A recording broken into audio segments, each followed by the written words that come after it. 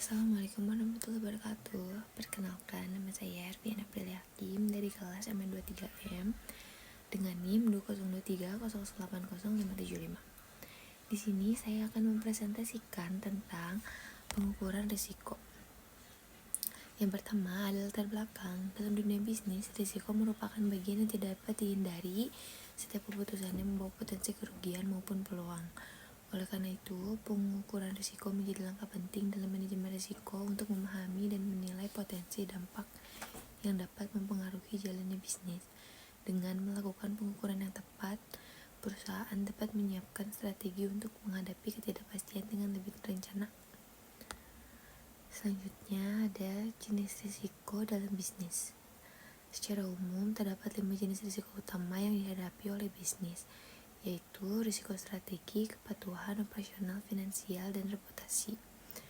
Risiko strategi muncul akibat keputusan bisnis yang salah arah atau tidak sesuai dengan perubahan pasar. Risiko kepatuhan berkaitan dengan ketidakpatuhan terhadap hukum dan regulasi. Risiko operasional muncul karena kegagalan sistem, proses, atau sumber daya manusia. Risiko finansial berkaitan dengan masalah likuiditas, utang, atau fluktuasi nilai tukar, sedangkan risiko reputasi berhubungan dengan persepsi publik terhadap perusahaan. Selanjutnya, langkah 1, mengidentifikasi risiko. Langkah pertama dalam pengukuran risiko adalah memperhatikan seluruh aktivitas bisnis dan memikirkan berbagai skenario bagaimana jika pemilik bisnis perlu bersikap realistis dan bahkan sedikit pesimis untuk mengantisipasi kemungkinan terburuk.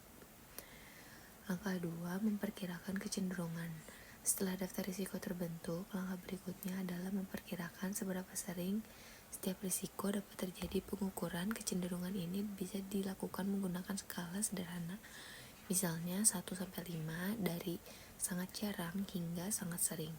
Penilaian ini tidak perlu sangat ilmiah, namun cukup untuk memberikan peringkat risiko berdasarkan pengalaman atau informasi dari pihak satu.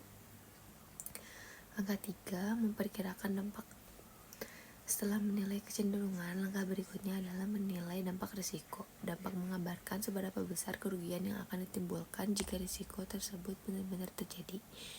Penilaian ini dapat menggunakan skala 5 tingkat, dari dampak minimum hingga dampak berbahaya. Dampak dapat diukur dalam nilai uang, waktu, dan kerugian reputasi. Yang keempat, membuat papan skor risiko. Setelah memiliki 2 skor, yaitu kecenderungan dan dampak, langkah risiko. Caranya adalah dengan mengalihkan kedua skor tersebut untuk mendapatkan skor total. Nilai akhir ini menunjukkan tingkat prioritas satu risiko. Langkah selanjutnya, setelah papan skor risiko dibuat, perusahaan dapat memfokuskan sumber daya pada risiko dengan skor tertinggi.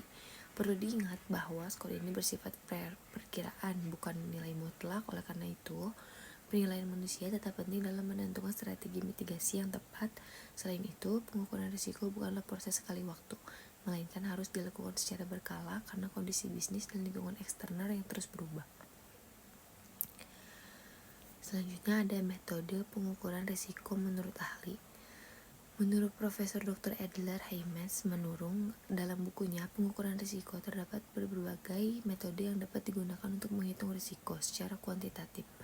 Metode-metode tersebut antara lain yaitu simpangan baku, durasi, dan konveksivitas, beta, Sharpe's capital asset, pricing model, RAROC atau risk adjusted return on capital, pengujian penekanan atau stress testing, value at risk atau VAR, atau probability of default, teori nilai ekstrim, risiko sistemik, dan fungsi probabilitas densitas.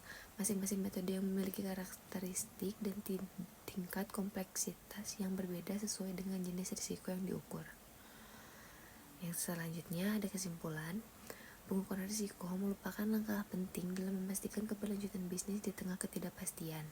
Dalam mengidentifikasi, memperkirakan kecenderungan, dan menghitung dampak, perusahaan dalam menilai risiko secara objektif dan menentukan prioritas penanganannya. Papan skor risiko membantu dalam visualisasi tingkat ancaman yang dihadapi. Sementara, metode kuantitatif dari para ahli memberikan dasar ilmiah dalam pengambilan keputusan. proses pengukuran risiko yang baik akan meningkatkan ketahanan dan daya saing bisnis di masa depan. Sekian presentasi yang dapat saya tampilkan. Mohon maaf bila ada kesalahan. Wassalamualaikum warahmatullahi wabarakatuh.